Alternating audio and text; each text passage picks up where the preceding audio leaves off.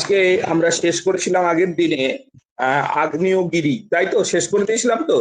দেখো আমরা নোটটাও প্রোভাইড করে দিয়েছি, এই কিছুক্ষণ আগে নোটটা স্যার প্রোভাইড করলো, তাই না? আবার তো স্যার উড়ে গেল মানে নোটটা হয়ে গেল।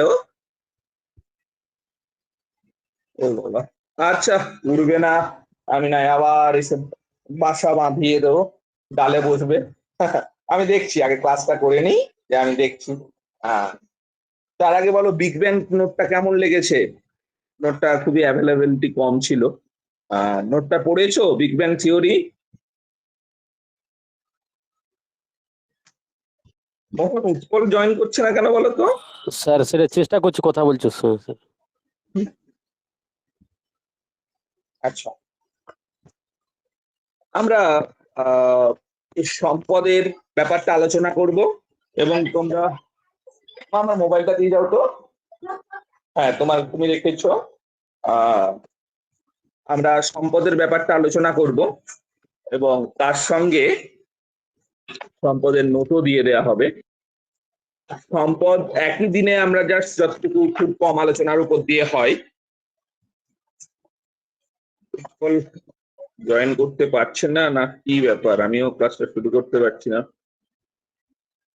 নিউ দেখাচ্ছে, নিউ কোনো অ্যাপ কি ডাউনলোড করতে হবে? চেক নেটওয়ার্ক, নিউ টিউ কোথায় কি দেখাচ্ছে? সেম।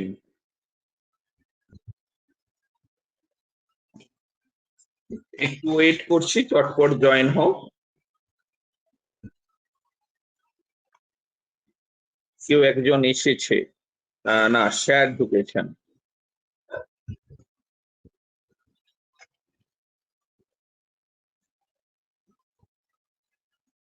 স্যার একটু গাইড করে দিন তো, কি অসুবিধে হয়েছে?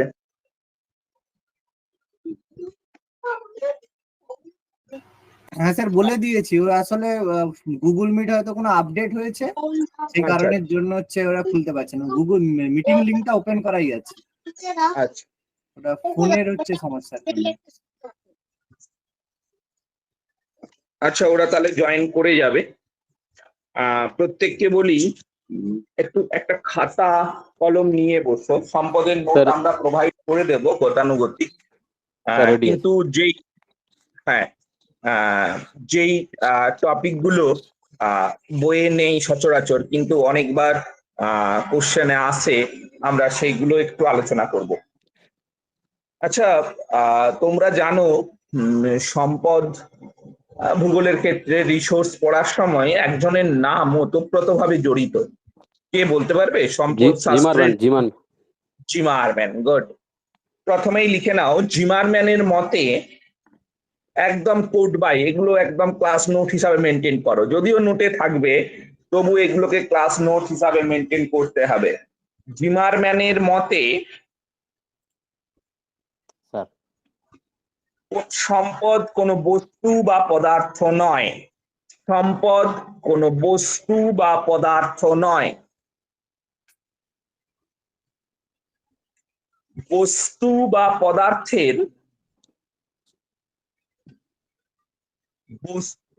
পদার্থের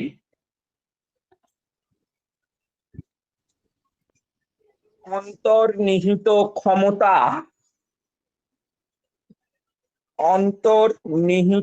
ক্ষমতা যা মানুষের চাহিদা পূরণ করতে পারে, ব্র্যাকেটে অভাব মোচন করে,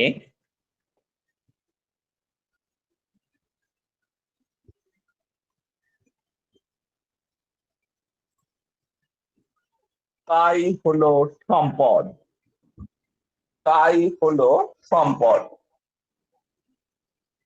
আশা করি লিখেছো স্যার। হ্যাঁ, অবশেষে আসতে পেরেছি। হ্যাঁ হ্যাঁ হ্যাঁ, তাই হলো সম্পদ। লিখেছো স্যার? জাস্ট রেকর্ডিংটা দেখে নেবে, আমি জিমারম্যানের সংজ্ঞার ডেফিনেশনটা। এবারে এই যে সংজ্ঞার ডেফিনেশনটা জিমারম্যান দিয়েছিল, বেশিরভাগ ক্ষেত্রে পড়ে যে তার কোন বইয়ে দিয়েছিল এবং কত সাল। আমরা ডেফিনেশনটা অনেকেই পড়েছি, বইটার নাম লিখে রাখো, world resource and industries. World resource and industries. Okay, hmm. সালটা লিখে রাখো 1951।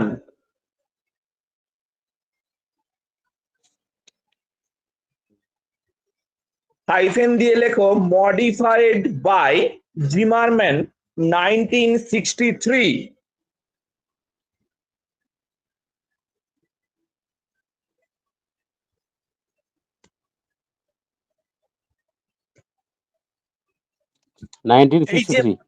হ্যাঁ, এই যে মডিফাই করেছিল, সেখানে তিনি একটা ওয়ার্ড যোগ করেছিলেন, যেটা তোমরা পরে দেখেছো ব্রাজিলের রিও ডি জেনিরো সম্মেলনে বিষয়টার উপরে সবচেয়ে বেশি গুরুত্ব দেওয়া হয়েছিল।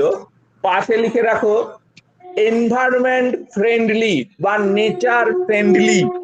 63-তে যেটা যোগ করেছে সেটা ছিল নেচার ফ্রেন্ডলি, মানে পরিবেশ মিত্র হতে হবে তবেই সে সম্পদ, না হলে সব গুণগুলো থাকলেও সে সম্পদ নয়।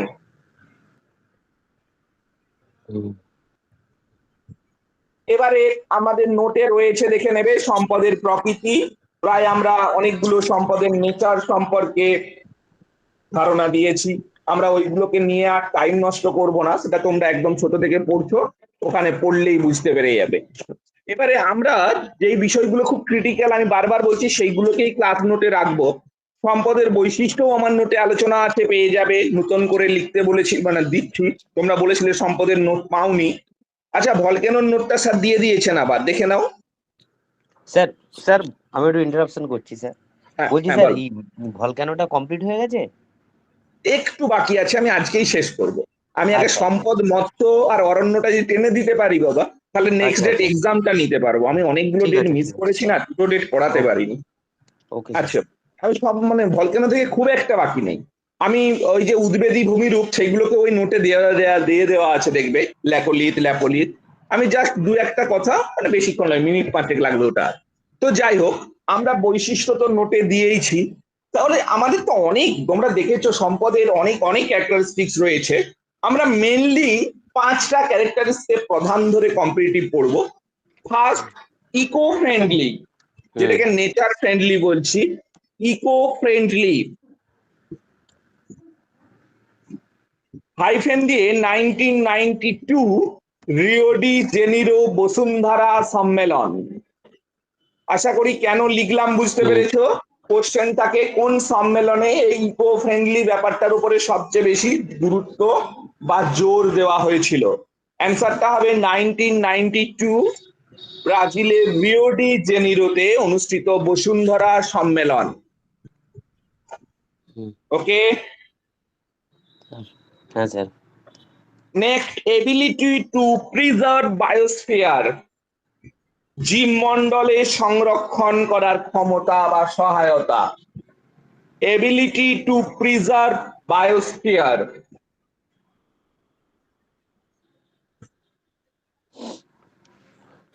Ability to preserve biosphere.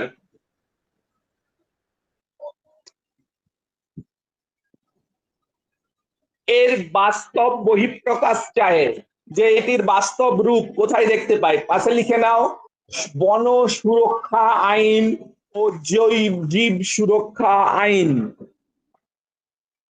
এই দুটোতে এটার বাস্তব প্রয়োগ ঘটানো হয়েছে, বন সুরক্ষা আইন, জীব সুরক্ষা আইন।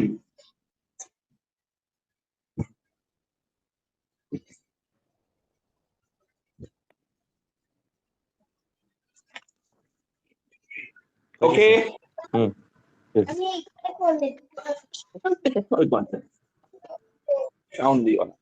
নেক্সট, পরেরটা, balance with demand and desire. Balance with demand and desire.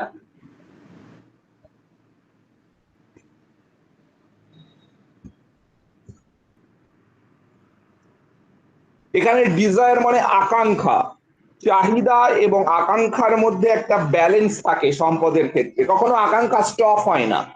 মানে আমার কাছে 2 কেজি সোনা আছে, আমাকে যদি কেউ বলে যে তুমি কি আরেক কেজি নেবে, যদি সেটা প্রপারলি রিসোর্স হয়, ইভেন গোল্ড যেহেতু একটা প্রপার রিসোর্স, আমি কখনোই সেটা নেব না বলবো না। মানে চাহিদা যেমন বা আকাঙ্ক্ষা যেমন রয়েছে, সে দুটোর মধ্যে একটা ব্যালেন্স কাজ করে। নেক্সট, অ্যাকসেপ্টেবিলিটি, গ্রহণযোগ্যতা। এই বৈশিষ্ট্যগুলি আমাদের খুব গুরুত্বপূর্ণ। গ্রহণযোগ্যতা বলতে আমরা বোঝাবো যে কোনো সমাজ, যে কোনো মানুষ, যে কোনো ধর্মের কাছে সেটা গ্রহণযোগ্য হবে। ওকে,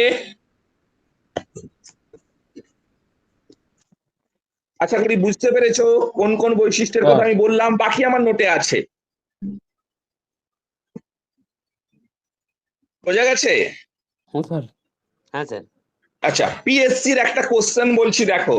বলছে মাংস ভক্ষণ বৌদ্ধ ধর্মী দেশগুলির কাছে অত্যন্ত অপরাধ বা জনহিতকর কাজ বলে মনে করা হয় না, বা ঘৃণ্য কাজ বলে মনে করা হয়। তাহলে মাংস কি সম্পদ না নয়? কি হবে অ্যান্সার? নয়। তাদের কাছে সম্পদ নয়। অপশন গুলো দিয়ে দিই, তাহলে ক্লিয়ার হয়ে যাবে। কুসংস্কার সম্পদের বিকাশে বাধা হয়ে দাঁড়িয়েছে। 2, মাংস কোনো সম্পদ নয়। 3, মাংস স্থান কাল ভিত্তিতে সম্পদ বলে গণ্য হয়। উপরের সব তথ্যগুলি ঠিক। ওই স্থান কাল পাত্র ভেদে স্যার। এবার স্যার এখানে সবগুলো তথ্যই তো সেই হবে স্যার। না, ওইটা মাংস না, কোনো সম্পদ নয়, এটা তো হবে না কোনোভাবেই। সম্পদ নয়, হবে না। ওই সম্পদ ভুল নয়, আর এটা করবে না, ওই ভুল সবাই করবে পিএসসি তে, বলো। ওই স্থান কাল ওটাই হবে স্যার। একদম, স্থান কাল পাত্র ভেদে সম্পদ বলে গণ্য হয়, তাই তো? যেমন তোমরা জানো, এটাই সম্পদের একটা স্পেসিফিক ক্রাইটেরিয়া, যে একটি ছুরি, একটি ওয়েপন, কারো কাছে সম্পদ, কারো কাছে বাধা, বা কারো কাছে একটা মানে সম্পদের হিসাবে গণ্যই হয় না, তাই তো? হ্যাঁ স্যার। নেক্সট, পরেরটা আমার একটা ছক করে নোটে দেওয়া আছে, নোটটা পেয়ে যাবে, স্যার আবার রেডি করছেন। এবারে আমরা 3টে বিষয় নিয়ে একটু বলে দেব, যেটা বারবার গন্ডগোল হয় এর কাছে। একটা হচ্ছে, প্রথমেই অবস্তুগত সম্পদ। প্রথম হাইফেন দিয়ে, অনেক ভাগ আছে, ভাগ নোটে দেওয়া আছে, যেগুলো আমাদের আলোচনা করার প্রয়োজন আমরা সেইগুলো বলছি। অবস্তুগত সম্পদ, হাইফেন দিয়ে লিখে নাও, যে সম্পদগুলিকে স্পর্শ করা যায় না,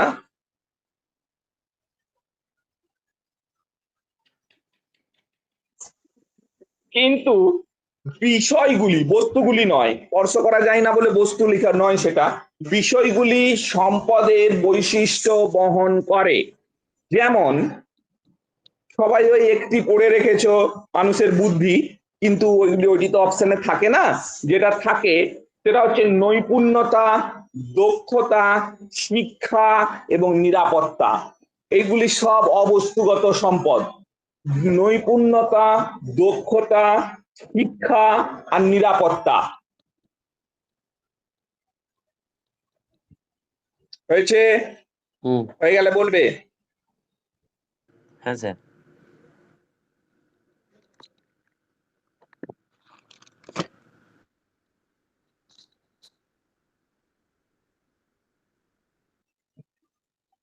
হয়েছে? হ্যাঁ স্যার, হয়েছে। নেক্সট,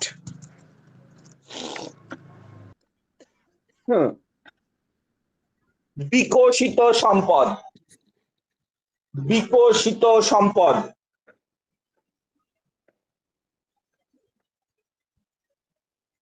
আজকে ভাবলাম একটু কালবৈশাখী টালবৈশাখী হবে।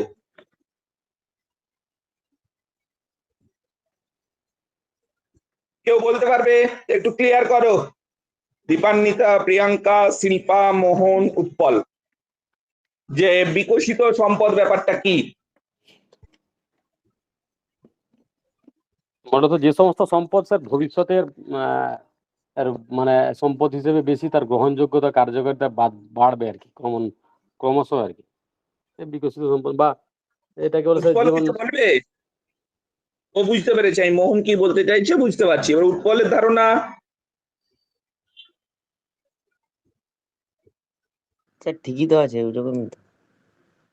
জানতাম তোমরা সম্ভাব্য সম্পদের ধারণাটি দিয়ে দিয়েছ। এই ভুলটাই আমরাও করি, বারবার করে থাকি। বলো, শিল্পা বলছে কিছু। না স্যার, আমি বলছি সম্ভাব্য সম্পদ আর বিকশিত সম্পদ দুটো আলাদা। সম্ভাব্য মানে যেটা এখন মানে হ্যাঁ ব্যবহার হচ্ছে না কিন্তু ভবিষ্যতে হতে পারে, কিন্তু আর মানে বিকশিত আবার মানে ভুল যেটা করলে শিল্পা। সম্ভাব্য সম্পদ এখন ব্যবহার হচ্ছে না, হচ্ছে না। না স্যার হচ্ছে, মানে আরো তার মানে বিকাশ পরে আরো Good. বেশি হবে। তাহলে এখানে ওই আরো বিকাশ হবে, এখানে গুলি ফেলবে। আমি পরপর দুটো লাইন বলে দিচ্ছি, একটু খেয়াল করবে। বিকশিত সম্পদে একদম জিমারম্যানের যে ধারণা, তিনি বলতে চাইছেন মানুষের শ্রম এবং দক্ষতায় সম্পত্তির কার্যকারিতা ক্রমশ বিকাশ লাভ করে। যত দক্ষ হব, যত শ্রম দেব, তত সম্পদটার কার্যকারিতা বেড়ে যাবে। কি বললাম, বুঝাতে পেরেছি? হ্যাঁ স্যার। উদাহরণ হিসাবে কি বলতে পারি আমরা? কি স্যার, কোনটার উদাহরণ স্যার? বিকশিত সম্পদ মানে শ্রম এবং মানে দক্ষতা আরো তার কার্যকারিতাকে বাড়াচ্ছে, এরকম একটা সম্পদের উদাহরণ। আমাদের এইটার যেটা উদাহরণ আছে সেটা হচ্ছে উন্নত দেশের জলবিদ্যুৎ। আবার সেই মানে ইয়েতে গুলিয়ে ফেলছো। না স্যার, আপনি তো জিজ্ঞেস করছেন প্রকৃত সম্পদ বা বিকশিত সম্পদ, সেটাই তো। না, প্রকৃত সম্পদকে আমি যাচ্ছি না। উদ্ভাবনী ক্ষমতা অনুসারে সম্পদকে তিনটে ভাগে ভাগ করা যায়। একটা আচ্ছা। প্রাথমিক সম্পদ, যেই সম্পদটাকে বর্তমানে আমরা ব্যবহার করছি নরমাল রূপে। আরেকটা বিকশিত সম্পদ, যে সম্পদটা ব্যবহার করছি কিন্তু মানুষ যত বেশি দক্ষ হচ্ছে, যত আচ্ছা, আচ্ছা। বেশি মানে শ্রম দিচ্ছে, তত সেটা আধুনিকতর হচ্ছে। আরেকটা সম্ভাব্য সম্পদ, সেই সম্পদটা হচ্ছে আজকে আমরা তার অস্তিত্ব জানি কিন্তু তার ব্যবহারও জানি, কিন্তু আমরা সেই রিজিয়নটাতে সেটার মানে প্রয়োগ ঘটাতে পারি না, যেটা পারবো পরে। যেমন ধরো কানাডার জলবিদ্যুৎ, তাই তো? প্রচুর নদী রয়েছে কিন্তু আমরা এখনো ঠিক ডেভেলপ করতে পারিনি, সেটা সম্ভাব্য। এবারে বিকশিত সম্পদের ক্ষেত্রে আমরা ব্যবহার করছি কিন্তু যত আরো মডার্ন করতে চাইবো সেখানে শ্রম এবং দক্ষতা আমাদেরকে হেল্প করে। যেমন লিথিয়াম ব্যাটারি, তোমরা জানো দিন দিন তার ক্যাপাবিলিটি বাড়ছে তো। একদম এটি অপশনে চাই, লিথিয়াম ব্যাটারি কি ধরনের সম্পদ? বিকশিত সম্পদ। আরো কি কৃত্রিম তন্তু, দেখবে এখনকার দিনে কত আরো বেশি মোলায়ম, আরো বেশি গুণমান সম্পন্ন কৃত্রিম তন্তু ব্যবহার করছি। আর নেক্সট, খনিজ তেল, তার যে পিউরিফিকেশন, তার সঙ্গে বিভিন্ন কেমিক্যালাইজ করে তার কার্যকারিতা বাড়াচ্ছি। টেকনোলজি, ইউফোর টেকনোলজি, গাড়ি অনেক বেশি কম তেলে ঘোরাচ্ছে। কি বললাম, বুঝাতে পেরেছি? তাহলে বিকশিত এবং সম্ভাব্যর পার্থক্যটা বুঝতে পেরেছো সবাই? হ্যাঁ স্যার। তাহলে আমি একটি কোশ্চেন করছি, সেটি বলো। আন্টার্কটিকার ক্রিল কি ধরনের সম্পদ? সম্ভাব্য। গুড। অস্তিত্ব রয়েছে কিন্তু আমরা তার প্রয়োগ এখনো ঘটাতে পারিনি, তাই তো? এবারে নেক্সট, কোভিড ভ্যাকসিন কি ধরনের সম্পদের উদাহরণ? কোভিড ভ্যাকসিন বিকশিত সম্পদ। অবশ্যই বিকশিত সম্পদ। যত তার গুণমান বাড়বে সেটা বিকশিত সম্পদ। যে কোনো মেডিসিন আমাদের কাছে বিকশিত সম্পদ হিসাবেই গণ্য হয়। কি বললাম, বুঝাতে পেরেছি সবাইকে? কারো কোনো দ্বিমত? এবারে মানবিক উন্নয়ন অনুসারে সম্পদ 3 প্রকার। কারো ধারণা আছে কি কি? মানবিক উন্নয়ন অনুসারে সম্পদকে 3টে ভাগে ভাগ করা যায়, কি কি? আয়ু, জ্ঞান, জীবন ধারণের মান। দারুণ অ্যান্সার, দারুণ অ্যান্সার। আর কেউ? ওর পাশে অবশ্যই লিখে রাখো ভারতের গড় আয়ু। ভারতের বা ভারতীয় মানুষের গড় আয়ু কত গো? 65। 65 লাস্ট পরিসংখ্যানে 65। সবচেয়ে বেশি গড় আয়ু কাদের কোন দেশে? জাপান। 85, তাই তো? জাপান 85। সবচেয়ে কম গড় আয়ু কাদের? স্যার যেগুলো সেই এই আফ্রিকার কোন এখানে উগান্ডা, উগান্ডা 35। উগান্ডা। ওকে, ওই দক্ষিণ আফ্রিকার কিছু দেশ, উগান্ডা, রোমানিয়া, ঠিক আছে। Zambia, Gabon. গ্যাবন, একদম। গ্যাবনে জানো একটা সম্পদ আমরা খুব ভোগ করি, কিন্তু তারাই তার স্বাদ পায় না। বলতে পারবে গ্যাবন কি উৎপাদনে প্রসিদ্ধ? না। এনিওয়ান, কেউ? গ্যাবন থেকে আমরা নিয়ে আসি, প্রচুর নিয়ে আসি। কিসের? হিরে? ডায়মন্ড। হ্যাঁ, দেখবে লেখা থাকে তার পাশে অপরিশোধিত ডায়মন্ড। বেচারারা জানেই না যে এটার দাম কত। তারা ওই খনি থেকে কালেক্ট করতে যেই মারা যায়। তো একটা দেখবে ইংলিশ মুভি আছে গোল্ড, দেখবে সোনা কালেক্ট করা কত বিপজ্জনক, হাতে পায়ে ঘা হয়ে তারা অকালেই মারা যাচ্ছে, আর আমরা সেইগুলোকে পড়ছি। সেখানে একটা উদ্ধৃতি আছে যে সোনা ততটাই বেশি চকচকে যতটা সে রক্ত স্নান করে। এই দেশগুলো নিজেরা আধুনিক প্রযুক্তির অভাবে দিন দিন তলিয়ে যাচ্ছে, আর আমরা সেগুলো ভোগ করি। তো যাই হোক, আমরা কাজের কথায় আসি। একটা ডায়লগ আমি একদম বাংলায় বলে দিচ্ছি, উক্তিটি কার চায়ে। সম্পদ সম্পর্কে মানুষের ধারণা বা মানুষের পারসেপশন সর্বদাই গতিশীল। কার উক্তি? সম্পদ সম্পর্কে মানুষের পারসেপশন বা ধারণা সর্বদাই গতিশীল।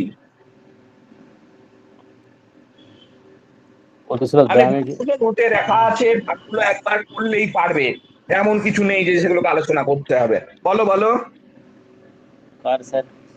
অধ্যাপক মিচেলের উক্তি। কেউ ফট করে জিমারম্যান করবে না যে যুব সম্পদ মানেই জিমারম্যান, ব্যাপারটা নাই। অধ্যাপক মিচেলের উক্তি। হয়েছে? প্রিয়াঙ্কা হচ্ছে? শিল্পা, দীপান্বিতা? হ্যাঁ স্যার। আচ্ছা উৎপল, তুমি আমাকে যে কাজটা দিয়েছিলে আমি পাঠিয়ে দিয়েছি, তুমি কাল পরশুর মধ্যে পেয়ে যাবে। হ্যাঁ, ঠিক আছে।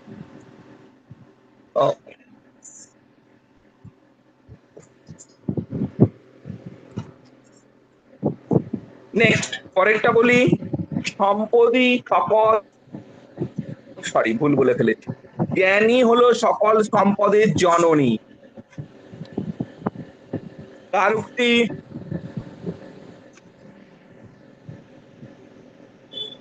জ্ঞানী হলো সকল সম্পদের জননী।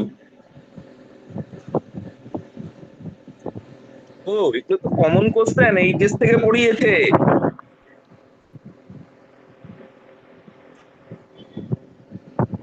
বল।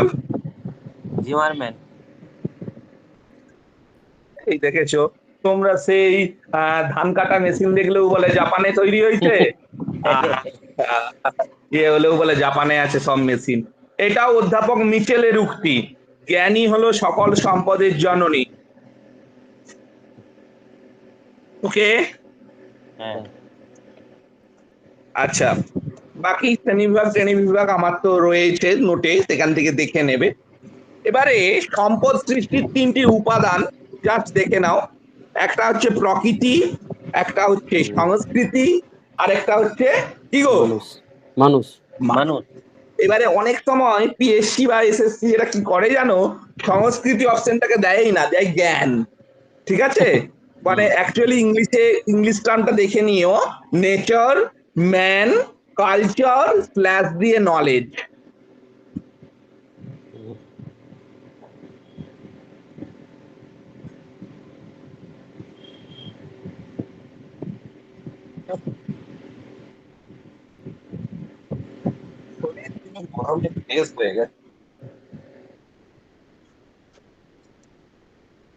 রেডি? বলবো? হ্যাঁ স্যার। হ্যাঁ স্যার বলুন। আর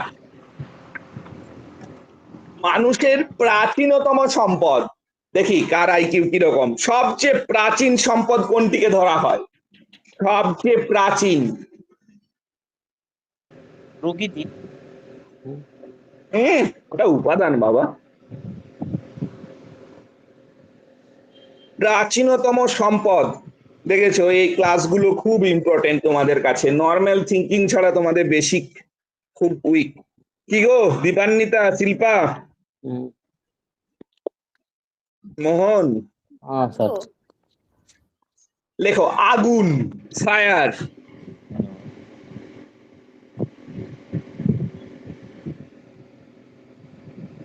হয়েছে স্যার। Okay, next.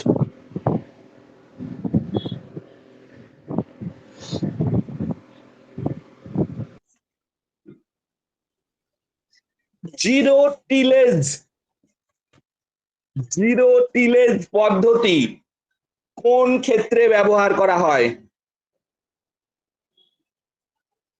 একদম প্রিভিয়াস কোশ্চেন থেকে বলছি, জিরো টিলেজ পদ্ধতি।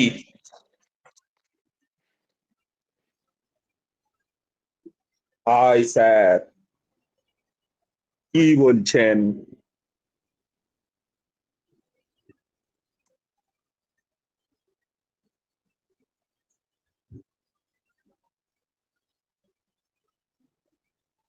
বলো, হবে না?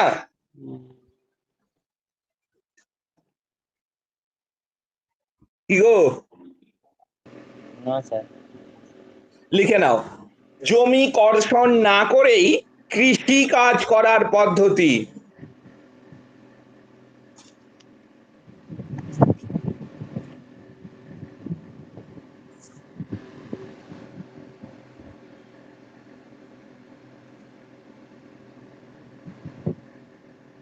এটা সবাই জানো, তবু একটু বলে দিই। আমাদের যে বায়োডিজেল একটা উদ্ভিদ থেকে পাওয়া যায়, উদ্ভিদটার নাম? ওটা হচ্ছে স্যার জ্যাট্রোপা। আপনার জ্যাট্রোপা। Good, sir, জ্যাট্রোপা। আরেকটা আমরা বলি, ওটার একটা চলতি নাম আছে স্যার, স্যারেন্ডা, যেটা গাছটা। একদম ঠিক, অনেকে পেড়া কলমি বলে। জ্যাট্রোপা, ভ্যারেন্ডা বললে তো হবে না, জ্যাট্রোপা। হ্যাঁ,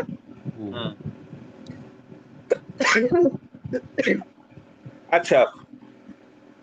স্ন্যাপেডিলা কি সম্পদ পাওয়া যায়? স্ন্যাপেডিলা গাছ থেকে।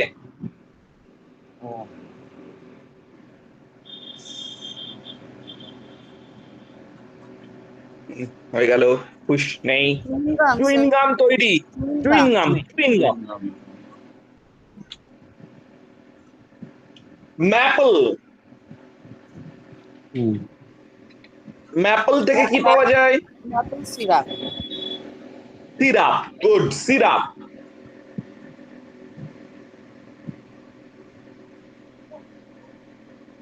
ব্রাজিল নাট কি পাওয়া যায়?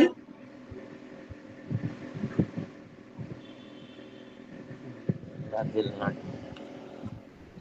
বাদাম। ব্রাজিল নাট, বাদাম। লেখো, সর্বাপেক্ষা দামি বোতাম তৈরি করা হয়। বোতাম।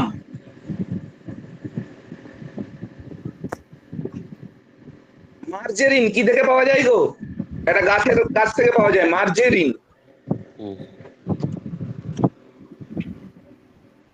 বলো স্যার, আমি জানিনি। মার্জেরিন তো খাই, আমরা জানিনি। বনস্পতি, বনস্পতি। মানে বনস্পতি গাছটার নাম বলতে হবে প্রিয়াঙ্কা। হ্যাঁ স্যার, স্যার মনে করতে পারছি না, কিন্তু ওই কিছুতেই মনে আসছে না স্যার গাছটার নাম। মার্জেরিন কোন গাছ থেকে পাওয়া যায়? বাবাসু।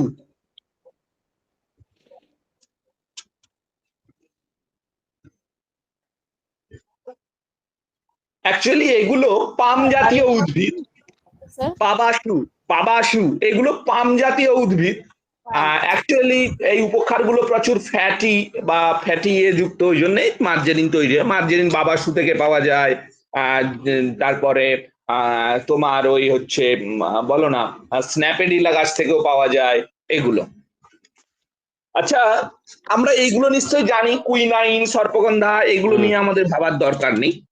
এখানে একটা কোশ্চেন থাকে নিরপেক্ষ উপাদান, আমরা এর আগেও আলোচনা করেছি, আমি আবারও বলে দিচ্ছি, সেই সমস্ত উপাদান যার কার্যকারিতা গুণ আমাদের জানা নেই, আমি আবার বলছি, যার কার্যকারিতা গুণ মানুষের জানা নেই, তাই সে সম্পদ নয়, আবার সে সম্পদ উৎপাদনে বাধাও দেয় না, তাই সে নিরপেক্ষ উপাদান। আবার বলছি, যে সম্পদ নয় এবং সম্পদ উৎপাদনে বাধাও দেয় না, সেই হচ্ছে নিরপেক্ষ উপাদান। নিউট্রাল স্টোভ বলা হয় বা নিউট্রাল স্ট্রাপ বলা হয়, STAFF। তাহলে একটা নিরপেক্ষ উপাদানের উদাহরণ, ওই যে দার্জিলিং এ হিমালয় কয়লা। আর আর স্যার আন্টার্কটিকায় যে সমস্ত সম্পদগুলো আছে যেগুলোকে এখনো আন্টার্কটিকার নিচে সঞ্চিত খনিজ তেল, তাই তো? খনিজ তেল, হ্যাঁ। কোন?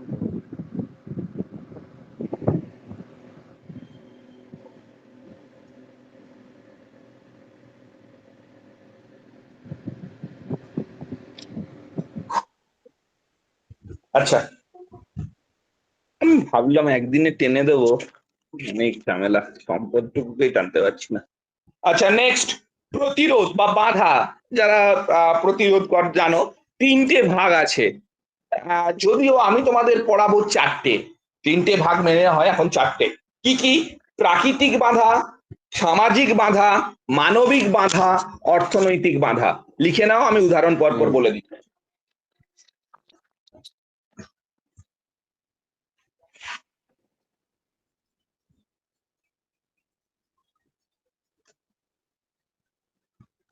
প্রাকৃতিক বাধা ঘূর্ণিঝড় জানো, সামাজিক বাধা কি গো? অশিক্ষা, কুসংস্কার, ধর্মান্ধতা, তাই না? মানবিক বাধা কি? জনবিস্ফোরণ। মানবিক বাধা তো? মানবিক বাধা তো? হ্যাঁ স্যার। অর্থনৈতিক বাধা লিখো, দারিদ্রতা, মুদ্রাস্ফীতি।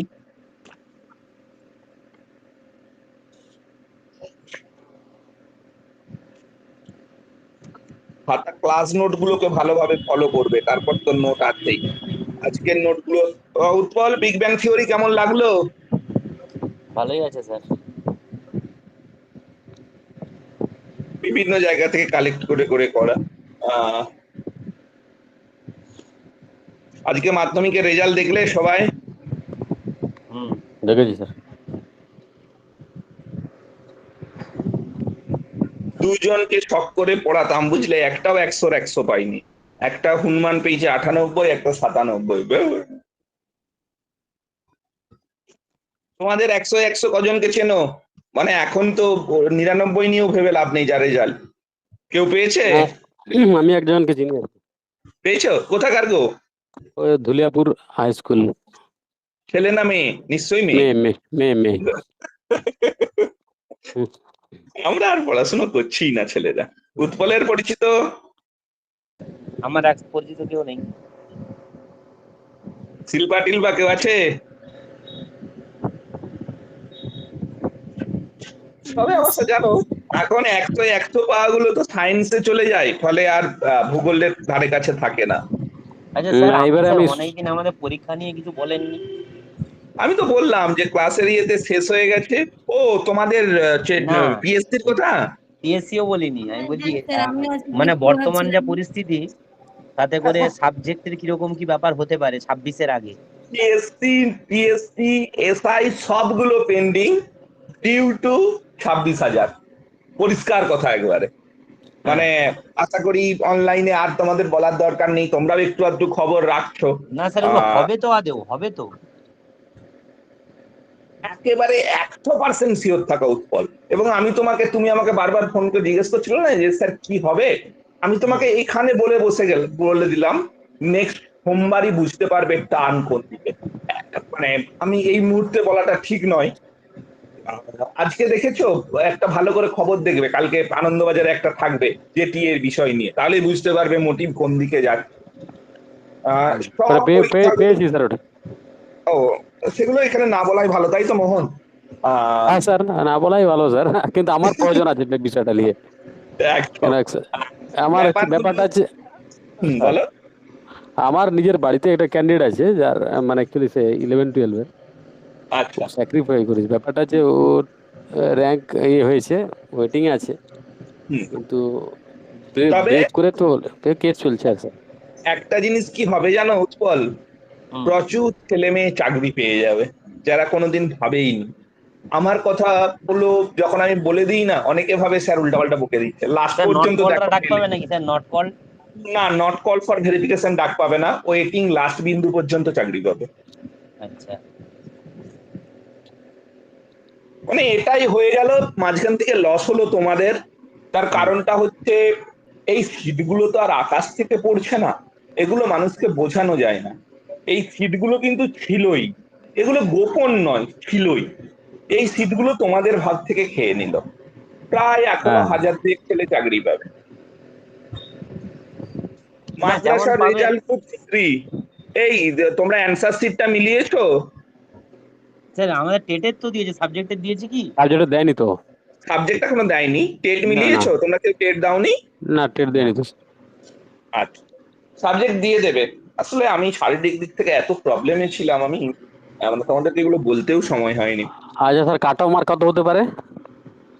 মোটামুটি 80% ধরে রাখো। আমিও সবাইকে আন্দাজে বলছি, মানে ধরে রাখো 80, যদি একাডেমিক 35 থাকে। 80 মানে বিরাট ব্যাপার স্যার। না গো, 80 মানে বিশাল ব্যাপার নয়, অনেকে পাবে, তুমি স্যার, আপনি দেখবে। কোন পরীক্ষার কথা বলছেন? মাদ্রাসা। মাদ্রাসার সাবজেক্ট।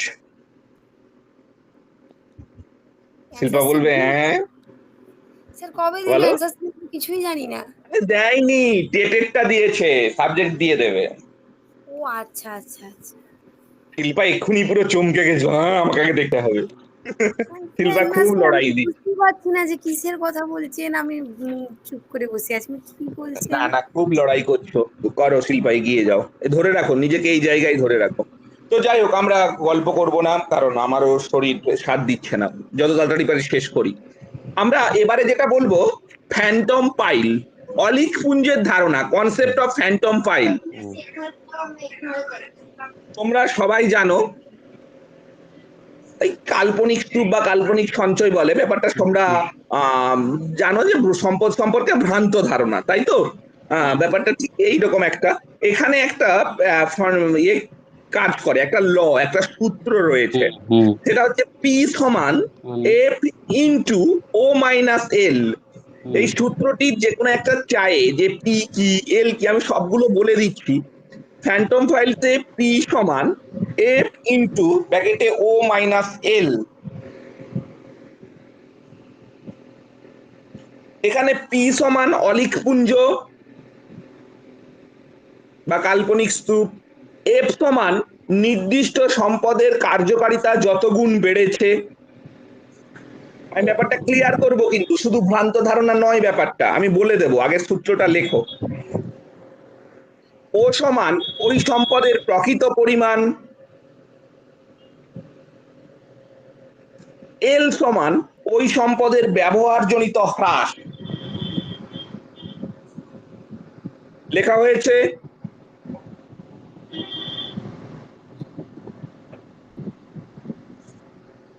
লেখা হয়েছে?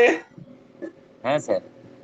এবারে শুনে নাও, ফ্যান্টম ফাইলসটি কি বলছে। কোন সম্পদ ক্রমাগত ব্যবহার করার ফলে যে পরিমাণ হ্রাস পাচ্ছে, প্রযুক্তির উন্নয়নের কারণে সম্পদের কার্যকারিতা বৃদ্ধির কারণে সম্পদটি যখন তার ওই হ্রাসের পরিমাণকে শূন্য প্রতিপন্ন করে, জিরো করে দেয়, তাকেই আমরা বলবো ফ্যান্টম পাইলস। যেমন ক্রমাগত খনিজ তেল ব্যবহার করার ফলে খনিজ তেলের পরিমাণ কমছে ঠিকই, কিন্তু আগে 1 লিটার তেলে যে গাড়িটা ধরো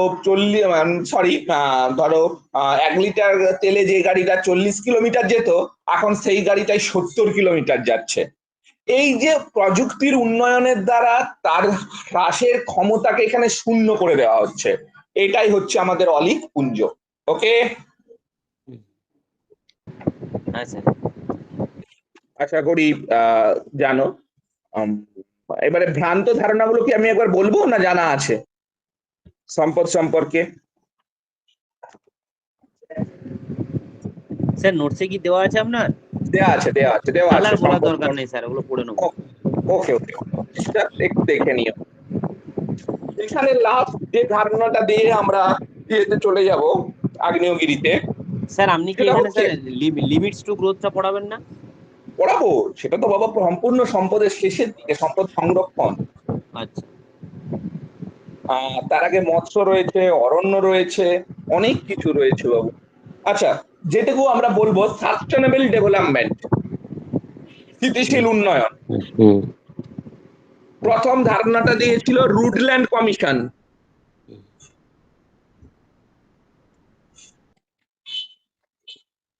ঠিক আছে, কিন্তু এই শব্দটি প্রথম ব্যবহার করেছিল এভা বেলফোর। এভা বেলফোর, ওকে।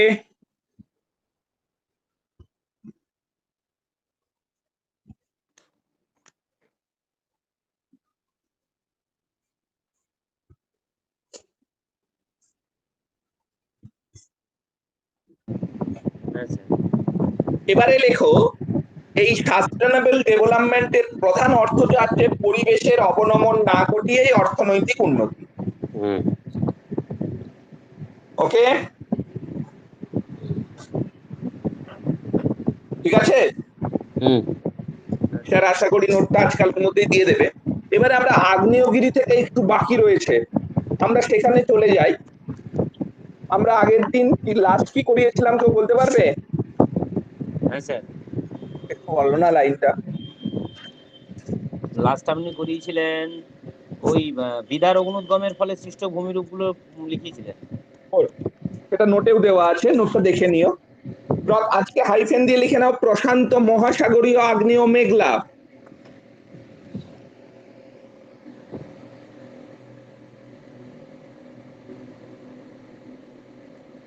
ওকে, হাইফেন দিয়ে কোন কোন আগ্নেয়গিরিগুলো আছে সেগুলো দেখে নিও। প্রচুর আগ্নেয়গিরি রয়েছে, নামগুলো একটু মাথায় রাখবে। কোশ্চেন থাকে কোনটি প্রশান্ত মহাসাগরীয় আগ্নেয় মেঘলার অন্তর্গত নয় বা অন্তর্গত। স্যার আপনার নোটসে নেই এটা স্যার? না, নোটস এখনো দিইনি, আমি দিয়ে দেবো, দরকার হলে, পড়াইনি তো, আমি তো করছি, দিয়ে দেবো।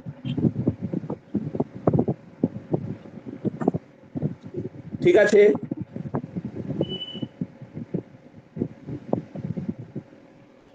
ঠিক আছে।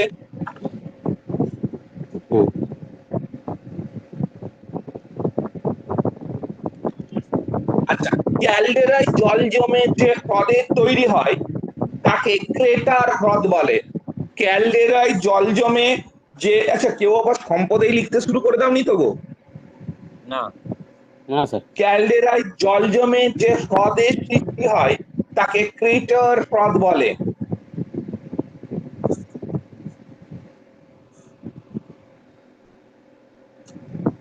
ঠিক আছে,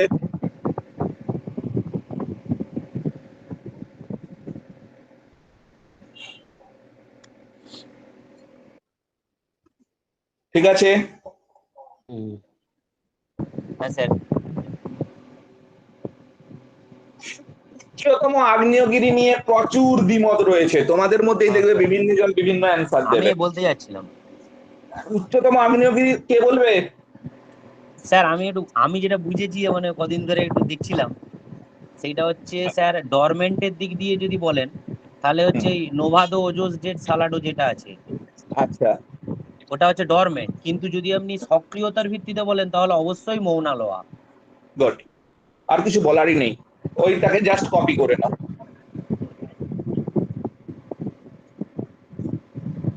বিভিন্ন ছোটখাটো বইয়ে কোটবাক্সে আছে, ওর কোনো ধারণাই নেই, ওইসব উল্টাপাল্টা লেখা আছে। আচ্ছা,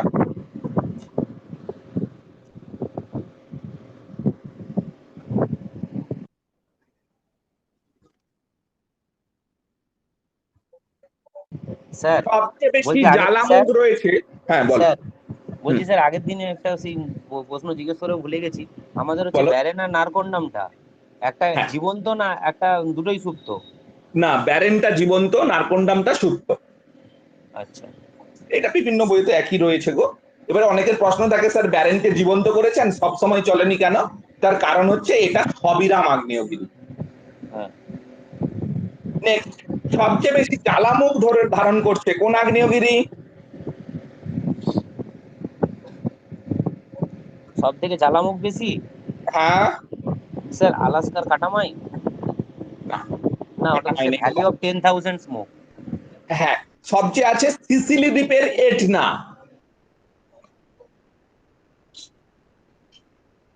আচ্ছা, ধূম্র দ্বীপ একটা দ্বীপকে বলা হয়, এত সেখানে ফর্মালোল মানে ফিউমারোল আছে যে ধোঁয়া উঠছে সব সময়। ধূম্র দ্বীপ কাকে বলা হয় গো? ওটা স্যার কাটামাই। ও কাটামাই। হ্যাঁ, ওই good Katmai. Good good good good. এই তো উৎপন্ন তো ভালো ক্রিটিক্যাল কোশ্চেন গুলো ধরে নিচ্ছ, আগ্নেয়গিরি পড়েছো বোধহয়, খুব ভালো বাবা। ছিলাম আমি। গুড। আচ্ছা, নেক্সট, নুয়ে আর্দেন্টি ফলে একটা শহর ধ্বংস হয়ে গিয়েছিল। স্যার বলে দিয়েছেন আগের দিন। ও করে দিয়েছি, গুড। আচ্ছা, আহ, আমাদের যে আমাদের যে মৃত আগ্নেয়গিরিটা সেটা প্রপারলি ডেড ভলক্যানো, মায়ানমারের পোপো, জানো নিশ্চয়ই। হ্যাঁ। আচ্ছা, হ্যাঁ? আমি একটা এইটুকু আশা করি বই থেকে দিয়েও দিলাম, সালফাটোরাস, মফেটিস, হ্যাঁ স্যার। ট্যাফিওনি। Good good good good.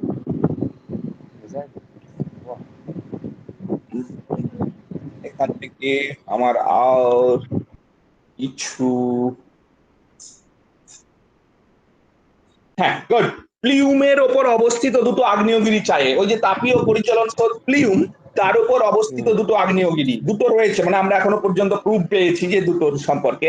একটা হচ্ছে টিবেস্টি আগ্নেয়গিরি বা তিব্বত আগ্নেয়গিরি, আর একটা হচ্ছে হাওয়াই দ্বীপপুঞ্জ, ওখানে যত আগ্নেয়গিরি গুলো আছে।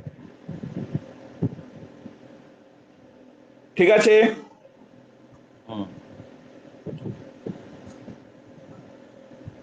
আচ্ছা, চ্যুতির ফলে সৃষ্টি হয়েছে আগ্নেয়গিরি, উদাহরণ?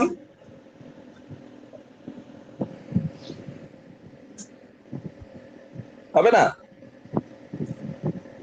চ্যুতির ফলে? হ্যাঁ, বিস্ফোরণ নয়, চ্যুতির ফলে। স্যার যেগুলো বিদার সেগুলোই তো চ্যুতির ফলে হবে। ব্যাস, যে কোনো বিদার আগ্নেয়গিরি অপশন থেকে বেছে নেবে। গুড। ট্রান্সফর্ম প্লেট, ট্রান্সফর্ম প্লেটে যে আগ্নেয়গিরি সৃষ্টি হয়েছে একটা উদাহরণ?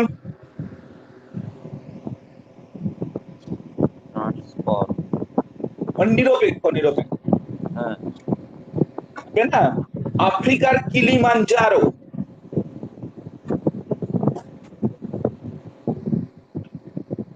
পড়েছো? হ্যাঁ। ভূমধ্য সাগরীয় আলোক স্তম্ভ, স্ট্রমলি। আর কিছু লাগবে না আমার। আচ্ছা, যেহেতু আমার ক্লাস বেশ কয়েকটা অফ হয়েছে, এক দুটো তো অফ হয়েইছে, আমরা আজকে বৃহস্পতিবার, শনিবার ক্লাস নেব, শনিবার 8:30 থেকে নেব, আর রবিবার একটা এক্সাম নেব। কি বললাম, বোঝাতে পেরেছি? এই রবিবার? হ্যাঁ, শনিবার আমাদের যত প্রবলেমই হোক আমরা মৎস্য অরণ্যকে শেষ করে দেব, এক্সামটা নেব মৎস্য অরণ্য রিসোর্স, যেটা প্রপারলি রিসোর্স হিসেবে পড়ি, আর তার সঙ্গে ভলক্যানো। বোঝা গেছে? স্যার একটু মনে হচ্ছে মানে আমি বলছি যে দেওয়ানো মানে ভালো করে প্রিপারেশনটা নেওয়া যাবে না স্যার, একটু কমান সিলেবাসটা। কমাবো? তাহলে ভলক্যানোস অনেক দাও, সিলেবাস, বাকিরা বলুক, আমার পর মনে হচ্ছে ভলক্যানোস দাও আর রিসোর্স দাও, এর চেয়ে তো আর কমাবো না। না, এটা ঠিক আছে। কি বলছো সবাই? Sir volcano resource. হ্যাঁ, তাহলে কিন্তু স্যার ভালো করে পড়া যাবে স্যার। এবারে যেটা বলছি, স্কোর কিন্তু যেন আরো ভালো হয়, আর 90% যেন টাচ করে। কোশ্চেন সহজ হবে না, আমি বলেই দিলাম, যত ক্রিটিক্যাল স্টাডি করতে পারো করো। আমি শনিবার ক্লাস নিয়ে এই দুটোকে শেষ করে রোববার এক্সাম নেব। বোঝা গেল? ঠিক আছে। ওকে।